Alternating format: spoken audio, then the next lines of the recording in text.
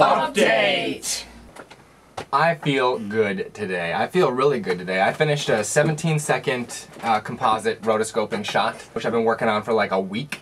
So that's done. Moving on. I got my special edition copy of Iron Man 2. That makes any day a winner. Today I would like to talk about locations. A lot of low budget content has a problem with locations, wherein they just try and shoot everything in as few locations as possible. Now that is a guaranteed way to make your project look cheap. Look at any Hollywood movie, they change locations about once every 2 to 3 minutes, and like across the globe usually.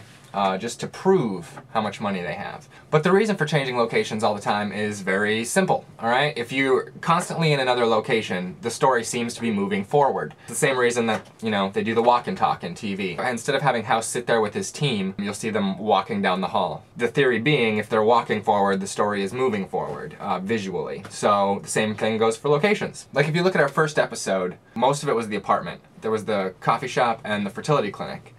And that episode felt like it was going nowhere. Mostly because it all took place in that one location. And for several other reasons, which I won't go into right now. But episode 2 had a bunch more locations, and it looked way better. When you get a location, there are two ways to do it. You can shoot when they're closed, or you can shoot when they're open.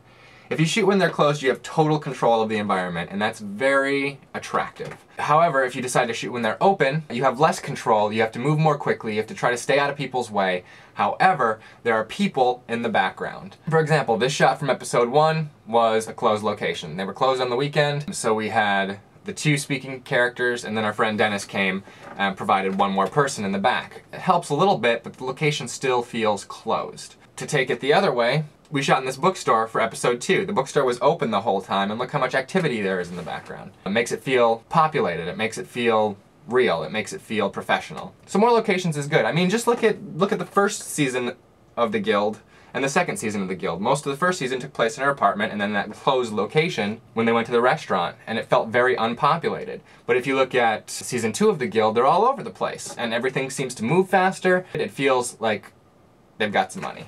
I'd also like to take a moment today to wish a happy birthday, because it's coming up on Tuesday, October 5th, to Craig, because he deserves it. I don't know what it is about the beginning of October now. I mean, Charlie is So Cool Like is October 1st, Crabsticks is October 2nd, Craig is on the 5th.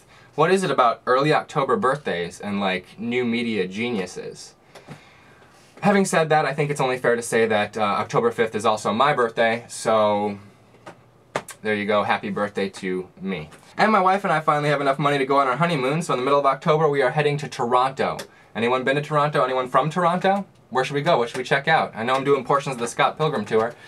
As for last week's question, creature feature or disaster movie? Creature feature dominated, 137 votes.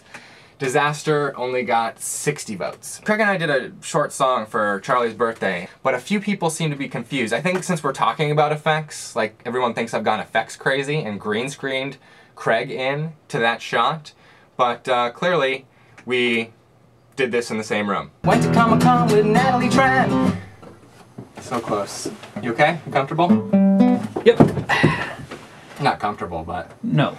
I'm fine. If you don't have to use effects, there's no reason to use effects. This week's question is very interesting to me, and a lot of you picked up on this. It's not just creature features and disaster movies, so this week, it's the big question. Sci-fi movies or fantasy movies? Sci-fi movies like Serenity, or superhero movies are sci-fi, or The Matrix, or fantasy movies like Harry Potter. Buffy would be a fantasy concept, and Hellboy is a fantasy concept, things like that. Which do you prefer, sci-fi or fantasy? You can give me the one-word answer, or you can explain why. We have one more effects question next week, and someone asked me to do an update about like equipment and gear and stuff that you need. So that will be for next week. But don't forget, let me know, sci-fi or fantasy? Let me know in the comments, and I will see you next week.